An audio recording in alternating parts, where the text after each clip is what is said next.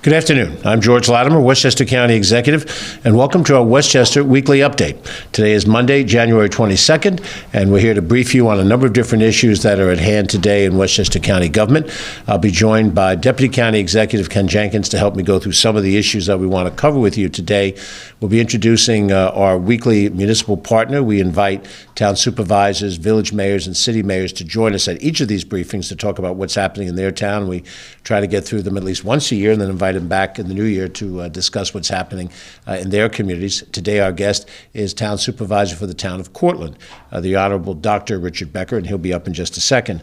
We also have Jan Fischer with us, who's the Executive Director of Nonprofit Westchester. They have an interesting new program that MPW is launching. She's going to share that with us so we have an idea of some of the innovations that they're working on. We are a close partner with Nonprofit Westchester on a host of different initiatives. We benefit from that and their professional expertise and all of the members of their organization. When Ken joins us, he's going to cover a video that we have to try to recruit people to work in some of the open opportunities that we have in Westchester County government, so an HR activity. And then we'll also cover Black History Month, which begins in the month of February, and we'll give you our parks update, and then I've got a couple of other things to cover with you as well. But we'll start, as we always do, with our municipal partner. Westchester County is made up of 45 different towns, cities, and villages, and each one is very different in their own right.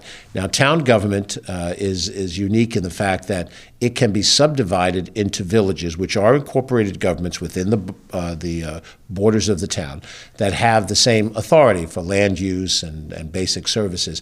The town of Cortlandt, located in the northwest corner of Westchester County, 45,000 people strong. It's a large-sized town in geography and a large-sized town in population, has within it the village of Croton-on-Hudson and the village of Buchanan, which is the smallest of all of our incorporated entities, but also many hamlets, Verplank, Montrose, Cortlandt Manor. There's more that the supervisor will know directly. And managing that type of entity is very difficult. We had for many, many years Supervisor Linda Puglisi, who did a brilliant job, and now, having served as a councilman on that town board, he has taken over the responsibilities into his second term, I believe. And so we're very happy to have him with us here. Supervisor Dr. Richard Becker to join us here today. Dr. Becker, it's always a pleasure. Thank you, Mr. County Executive. Pleasure to be here. It's all yours. Thank you. It's a pleasure to be back, and yes, I am in my second term, and we just had our inauguration 2 weeks ago where the county executive and the deputy county executive joined us. And as you started out by saying, we are the largest town. I think it's a surprise to people, especially those who live south of 287, because they don't even know where Cortlandt is.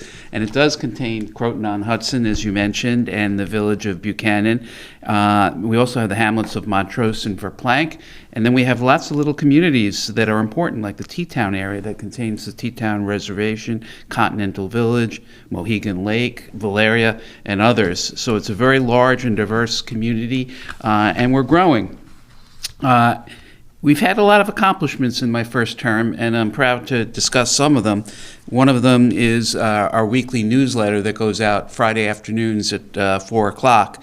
Started out small and has grown to the point where we send out about 13,000 emails each week. And I know it's successful for several reasons. One, I get a lot of comments when I walk into my office on Monday morning, some up, some down. People like to talk about what we mentioned, and so I know people are getting it and receiving it and reading it. But also a lot of local not-for-profit organizations, churches, synagogues, traveling sports teams, you name it, ask us to post in our newsletter about upcoming events. So it's really become a community digital bulletin board, which I'm very pleased about.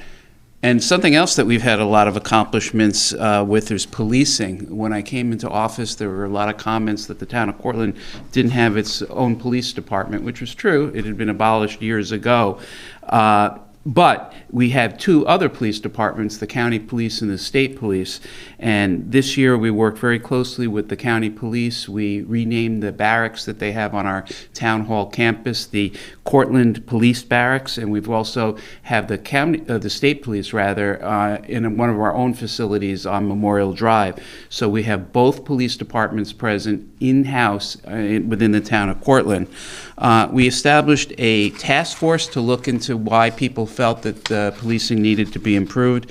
And we were able to act on some of the recommendations of that task force, including the hiring of a community resource officer who's trained specially in de-escalating situations and making sure that things don't escalate and get out of hand. And that's been successful. And we also hired a community policing officer who's charged with reducing traffic violations and speeding throughout the town, and also visits the schools, and that too has been helpful.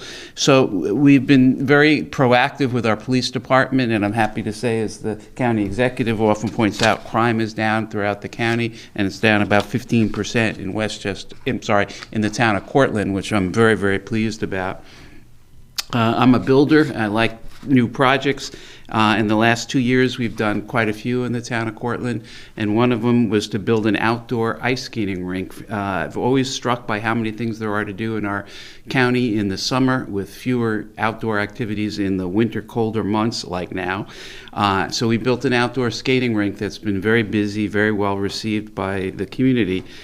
But this summer, when I went there and noticed how empty it was without the ice, I said, we got to do something with this. We just can't leave it standing empty. So we turned it into pickleball courts, and we have 5 new pickleball courts there, which are very popular. And the beauty of this being located on Memorial Drive next to the train station is we don't have to worry about the noise that the rackets and the balls make. And we already have lighting in place so you can play late into the evening. It's been very popular. We do have an event coming up at the riverfront at Steamboat Dock on Saturday, February 3. It's Eagle Fest. One of the most beautiful parts of nature is the wildlife, and the eagles are thriving. You can purchase tickets to view the eagles at Croton Point, which is another venue, but also at Steamboat Dock, which is in Verplanck. Currently under construction, as we speak, is a large performance stage. The town of Cortlandt is very lucky to have 30 acres right on the river. The only point between New York City and Albany that's not encumbered by railroad tracks, so it's quiet and beautiful.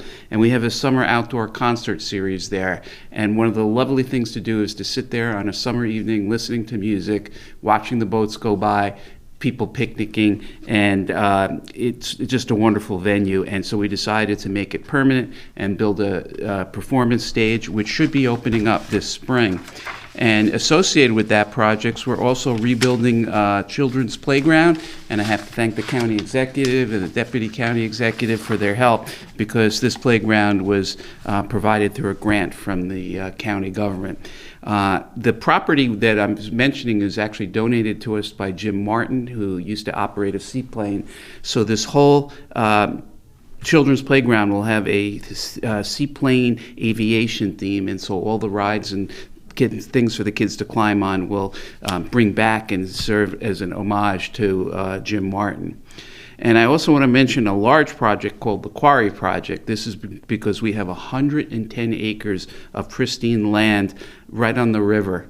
Back in the previous century, there was actually a limestone quarry that was in operation for many years. And when the quarry shut down, this hole in the ground, which is over 250 feet deep and 30 acres in size, filled with groundwater.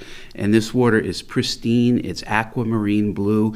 We've had it tested. You could drink it. It's potable, and it's actually beautiful. And anyone who grew up in the area of Montrose Verplanck probably swam in there illegally, and we want to turn it into a beautiful swimming place. But in addition to the lake that's there, there's 80 acres to be developed. We set up a quarry committee, and we had a $3.2 million EDA grant from Senator Schumer's office to provide for the infrastructure. Right now, we believe we'll have about 9 lots of land to lease out. We have various companies who are competing to build on this quarry property. But for me, the dream of the quarry is to be able to swim in it. I brought the county executive, the deputy county executive up there. I've also had representatives from Senator Schumer's office there, and Hope Knight from the governor's office was there, and they're all supporters of this. And interesting, I just heard last week, I believe it was, that the governor in her 2025 budget announced that she's putting $150 million for outdoor swimming activities, including floating pools, which was exactly our plan. So, of course, 10 minutes later, I was on the phone to her office, and they're excited about this and will be coming to help us. Our business activities in the town of Cortlandt are thriving, where there are a lot of empty storefronts throughout the country. In the town of Cortlandt, we have about a 95% occupancy rate. We had 2 large box stores that have been empty for a while, and I'm happy to report that we now have leases signed for those 2 stores. So the town of Cortlandt is doing very well from an economic standpoint. And because it's a little more remote from Manhattan, you can get there in 45 minutes by express from Croton, or about 50 minutes from the town of Cortlandt, which also has a second train station. We like to say that you can get twice the space for half the cost. And in sum, the town of Cortlandt is healthy and growing. We have a lot of exciting things going on. We like to say, as our tagline, Cortlandt is where life works, and we hope you'll come up and join us for the summer concert series and other events that I've mentioned. Thank you so much. Appreciate it, George. Thank you very much.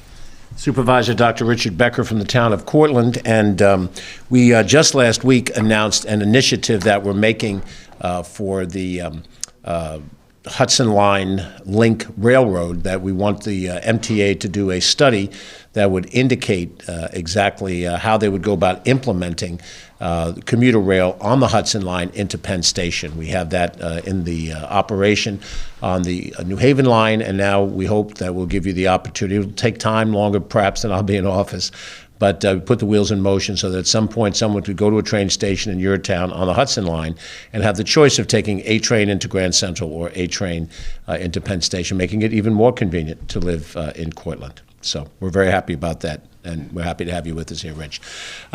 Next up, I'd like to introduce a friend of ours from the nonprofit Westchester organization.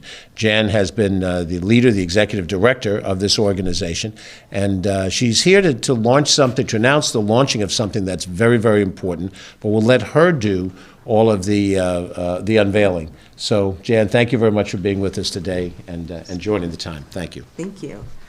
It's really exciting to be here, especially to announce something that the county is directly responsible for funding, along with the Westchester County Board of Legislators. So just to introduce myself again, I am Jan Fischer, Executive Director of Nonprofit Westchester. We are the only organization of its kind in the county that is dedicated to strengthening the nonprofit sector. And when we do that, we really strengthen our community. And I am really excited to talk about the launch of Nonprofit Assets, which is a virtual monthly free series, again, through the support of the county and through the support of the Westchester County Board of Legislators, that is designed to bring the wealth of assets from government and the nonprofit sector right to you. So, from high-quality childcare to nurturing environments for aging parents and everywhere in between, Westchester residents often struggle to find resources they need to work, meet the needs of their families, and achieve their goals. Businesses and business owners, both for-profit and nonprofit, want to support their employees, and they also want to achieve the bottom line of business. Yes, as nonprofits, we have a bottom line of business too. For these reasons, Nonprofit Westchester is partnering with the county and the Board of Legislators to connect Westchester residents, employers, and employees to the wealth of nonprofit and government resources available in our county. As I said, Nonprofit Assets is a free virtual monthly series and will offer information and resources to optimize personal and family well-being, positive connections to the workplace, overall employee performance, and more inclusive and supportive communities. Given the growing concern about what amounts to a mental health crisis in this country and the fact that everyone is impacted, we have gathered experts to discuss the programs, services, resources, tools, and trainings that are available to help businesses, schools, communities, families, and individuals know where to go for help. We will launch Nonprofit Assets by promoting mental health with Michael Orth, Commissioner of the Westchester County Department of Community Mental Health, NAMI Westchester, and New York Presbyterian. After that, we will welcome Teja Sanchala, Executive Director of Westchester County Human Rights, and Judy Troilo, CEO of the Loft LGBTQ Youth Center, to talk about pronouns, allyship, and the LGBT community, what it means and why it matters. Future programs will include childcare, healthcare, and more. And what we're doing through this, and again, it launches February 5th, which is a Monday, from 2 o'clock to 3:30 or 2:15 to 3:30. We will get out the correct information. But these will be a monthly series on Mondays at 2:15, designed to provide everyone with the very, very rich resources that this county has to offer. And again, a big shout out to our partners in county government for supporting this. Thanks, Jen. Thanks very much. Thank you, Jen. Fischer, again, Executive Director of Nonprofit Westchester. Wish you the very best on the initiative, and we thank you for your partnership in so many different areas. The number of nonprofit organizations that exist in Westchester County cover a range of services. As I've often said, they bring a very specific expertise to that area that they provide the service in. And when we contract with a not-for-profit organization, it is the same mindset by which we use when we contract with a corporate entity. We might bring in a specialty construction company to do a kind of work that they have expertise in that no one on our staff has. And we do the same thing when we're delivering certain services in the non-for-profit world. And that's, I think, a statement of the professionalism of those organizations that make up NPW. And Jan, we wish you the best of luck in your initiative as you go forward. Thank you for being with us today. So I want to invite Ken to join me back up at the microphone. We've got a lot of little things to cover. I'll mention very briefly that today we received a briefing from the New York State Association of Counties about the state budget that's been authored by Governor Kathy Hochul and delivered to the legislature last week. The state budget is a complicated document. It's well over $220 billion of spending in a host of different policy areas, and the impact that it has on the men, women, and children of this state is immense. But how it affects us in the county government structure is also very important to us, as we have put our budget to bed for the year 2024. Now we have to look to see what impacts of the state budget affect our budget.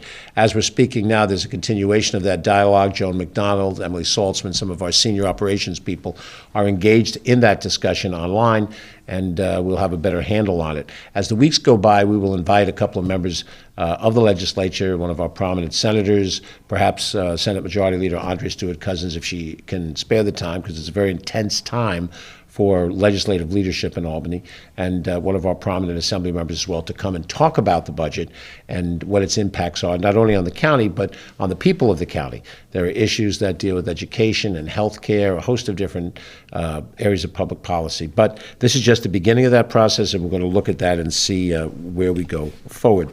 Next, I'd like Ken to touch on efforts that we've made through the Department of Human Resources to try to help recruit people into Westchester County who can provide certain services and expertise. Ken. Thanks, George. Together with our Department of Human Resources, we are proud to unveil a brand new video highlighting the rich tapestry of the roles available here throughout Westchester County government. This offers viewers a glimpse of the myriad of fulfilling and rewarding careers that are right here in Westchester County. So from public safety to infrastructure to community services, administration, this video provides insights into the countless possibilities our local government offers for career growth and personal fulfillment across 25 departments. Westchester County government is more than an office. It's a vibrant community of diverse, dedicated professionals. It's an opportunity as fantastic as Westchester itself. Let's take a look at the video.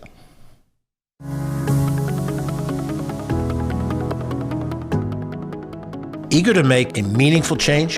Dive into the vibrant community of Westchester County government. We're more than just an office. We're a dynamic community where your career aspirations come to fruition.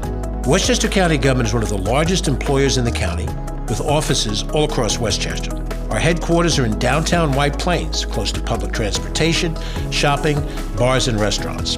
Across our 25 specialized departments, we employ engineers, doctors, nurses, designers, writers, office managers, police officers, lawyers, social workers, IT specialists, urban planners, financial analysts, parks workers, and many other professionals.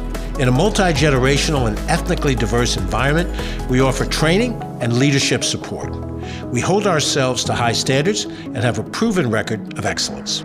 Our career opportunities offer excellent benefits, including the New York State Pension Plan, medical, dental, and vision benefits, tuition reimbursement, waiver and reduction offers at colleges and universities, flexible spending plans, employee health and wellness resources, and employee discounts. Plus, our employees are doing more than just earning a living. They are changing lives by keeping your water clean, connecting families to social services, operating labs, and providing emergency and public safety services. So, are you ready for a new challenge? Immerse yourself in the lively community of Westchester County government and kick off an exhilarating journey. We're more than just an office. Don't wait. Apply today.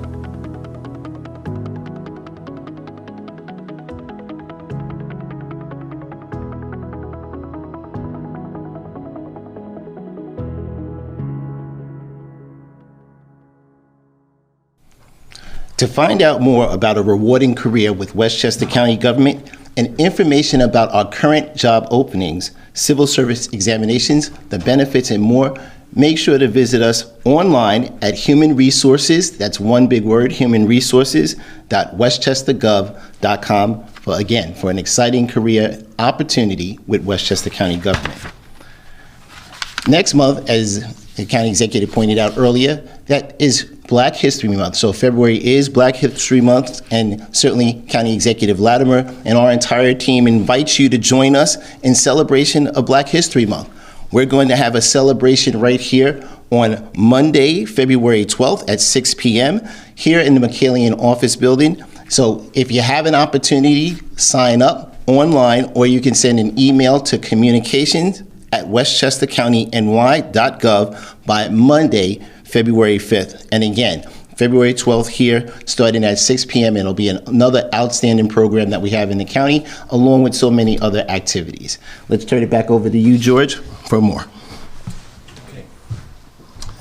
Thanks, Ken. So we have Black History Month to celebrate in February. We also have upcoming our Lunar New Year celebration. We try to reach out to all of the different organizations, entities, ethnicities that make up Westchester County, and we've done it for the Italian, the Irish, the Hispanic heritages, and as well. So we're looking forward to Black History Month and the events that circulate through that, and then also to our Asian community, the Lunar New Year, which is a few weeks away from us at hand.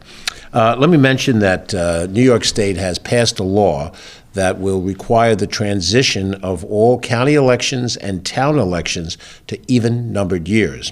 Historically, county, town, village, and city elections are held in odd-numbered years, but within the authority of the state government and the state legislature passed and the governor signed into law a bill that will change that which they can do by law for towns and for counties. So the position of county executive and county legislator, which have traditionally been elected in odd-numbered years, will be transitioned to even-numbered years as we go forward. We're working on legislation now that will be submitted to the Board of Legislators for their review. We also have to build into that at the county level the transition and our respective term limits. We have a 6 two-year term limit for county legislators, and we have recently passed, during my tenure, a 2-term 4-year limit for county executives, and those have to be transitioned when you make the change from an odd year to an even year. There's either an extra year or a less year, depending on how you do that transition. So we're going to be addressing that in some legislation. You'll read about it, and that will come before the board. It'll be part of a public dialogue as well. This will have to happen in every town across the state of New York and every county across the state of New York. There are about 15 to 20 counties that already have even-numbered year elections. Some have terms that are odd number of years for county legislators. So if you have a 3-year term, it'll come up in an even year sometimes, and then it'll come up in an odd-numbered year. But all of that's got to be transitioned. And what happens in the other counties, they have to figure it out. We have to figure out Westchester County. So and I know the towns, Dr. Becker, who's recently here, and all the rest are looking at what they'll have to do to make those transitions. But I want to put that on your radar screen. It's a discussion coming up, and it has been established by state law, not by local decision, but we will have to make those transitions as we go forward. What I'd also like to highlight in all of these things that the Board of Legislators, I think in the time since we were last here, Chairman Vedat Gashi has announced his committee chairship positions, both men and women, throughout the operation of the legislature, so they're now fully functioning within the committee system. We have a multitude of items that require Board of Legislator action before it comes back for the executive branch signature. So we're going to see a lot of things start to happen now in the second half of January going into February. That did not yet happen because it was just 2 weeks ago tonight that Chairman Gashi was reelected, along with Vice Chair Jose Alvarado, and the majority and minority positions are now in place. And now following that, those committee chairmanships are also in place, all of which is very important. We also want to give a shout out to another one of our municipal partner friends, Tom Roach, who is the mayor of the city of White Plains. And the city is known for being rich with arts and culture, lots of urban displays of culture. It is the home city for Arts Westchester, and they have a terrific venue which not only holds their executive offices, but a gallery that gets much great use. And in no small part, all of these things have happened, the work of the Common Council and the dedication and the leadership of Mayor Tom Roach. So we're very happy to extend to Mayor Roach congratulations, because he has recently received the prestigious National Arts Leadership Award. That is a nationwide recognition for his work in advancing the arts in the city of White Plains. For those of you who come into White Plains, we work here every day, although we live in other places. We see exactly how White Plains has embraced the arts, and they've done a great job in partnership with Arts Westchester and other local organizations. And Tom, it's a well-deserved award. Your friends in county government salute our friends in city government, and we know that other communities out there are going to want to copy what you're doing, replicate it in their cities and their villages and their downtown areas as well. So congratulations to Tom Roach for that recognition. We always have a lot of events that happen in our various parks, and as we're getting through the winter's a little slower time in our parks. It's a great time to walk through one of the nature preserves. It's a great time to walk along the Playland Boardwalk and take a look at the Long Island Sound. And we also have Kingsland Point Park over in Sleepy Hollow. We can get a beautiful view of the Hudson River and some of the Riverwalk areas that are operated by other communities and so forth. So we've got a very picturesque county, even when it's in the wintertime. It's a little cold right now, so bundle up.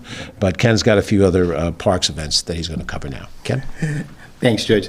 And certainly, we're going to continue to remind people that, our nationally accredited award-winning system with over 50 different facilities that are run by Parks, Recreation, and Conservation, doing a wonderful job. So tomorrow, our Little Explorers program at the Alfred B. Del Bello Muscoot Farm in Somers is going to continue. So if you're looking for something to do with your child who's 3, 4, or 5 years old, bring them to the farm for a fun morning of stories, crafts, and animal and nature activities. Again, that's going to start next week on tomorrow, the 23rd, from 9:30 to 10:30 a.m. It's not a drop-off. You have to be there participating. And now that it's getting a little bit warmer during this week, take advantage of that at Muscoot Farm, Alfred B. Del Bello Muscoot Farm in Somers. And it's going to be every Tuesday following at the 30th, February 13th, the 27th, March 5th, 12th, 19th, and 26th. Our Park and Read program is going to continue in White Plains at the Cranberry Lake Preserve. That's North White Plains. That's going to be this Thursday from 3:30 to 4:15. So seasonal stories that will delight children 3 to 6 as they discover the joy of reading with our captivating winter Read Aloud program at our Nature Center's Fire Pit. They have some goodies that they do as well. And again, you never know when County Executive Latimer or someone else that's a guest speaker is going to show up there to work with the young people. And again, your parents and guardians must be there with them from 3:30 to 4:15 this on Thursday, again on the 25th at Cranberry Lake Preserve. And later on in the evening, if you hang around in the White Plains area, the Westchester Knicks will be playing again at the Westchester County Center here in White Plains.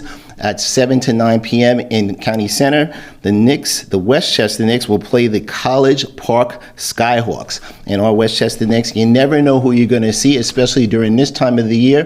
There's trade deadlines are getting ready to come up. We also have people that are rehabilitating through injuries. So a lot of times you'll see them coming up, getting back into game shape. And also, you never know who you're going to see as the next star that's going to play in the G League. So again, the 25th from 7 to 9. On Saturday, the 27th, we're going to have the family tapping experience, and that tapping is not with your shoes. That's the Trailside Nature Museum at Ward's Pound Ridge Reservation up in Cross River. So you'll have an opportunity to bring your family or a small group of friends to the reservation for a one-on-one tapping experience, and that's tapping into the trees to be able to get syrup and those kind of things. So again, that's an opportunity to have some fun up in the Ward Pound Ridge Reservation in Cross River. And finally, on Sunday, January 28th, from 11 to 4 p.m., back at the County Center, it's going to be the 23rd Annual Westchester Wedding and Bridal Expo. That's going to be an opportunity to see a lot of different wedding and bridal things that are happening in the expo. I know that we have so many people that are getting ready for the spring season and weddings that are going on. So 11 to 4 p.m. Sunday, January 28th. Certainly, again, we're going to remind people to sign up for the weekly newsletter for the parks at parks.westchestergov.com. That e-newsletter will have discounts in it and the activities that you don't hear here on the briefing, but it's an opportunity for you to get involved in our nationally accredited park system. Back to you, George. Okay. Thanks very much, Ken. We appreciate everybody watching. We've tried to keep it condensed today. We want to thank Town Supervisor Dr. Richard Becker from Cortlandt for presenting here today. Next week, we'll invite back another one of his colleagues from one of the other communities, and also to have Jan Fischer with us here from MPW was most appreciated. Tomorrow, we will communicate with Peter McCart, our Director of Sustainability Programs, some of the environmental initiatives that we have established through the administration, things that have been budgeted within the budget for 2024, and some of the things that we've done in the recent past, done a lot of legislation in the last 12 months, and then also what we've identified for funding purposes that will help make some real tangible improvements in our climate change agenda. So we'll talk about that tomorrow when we're back, and then we'll see you again next week for the general update. I'm George Latimer, Westchester County Executive. Thanks for watching. Have a good day and stay warm.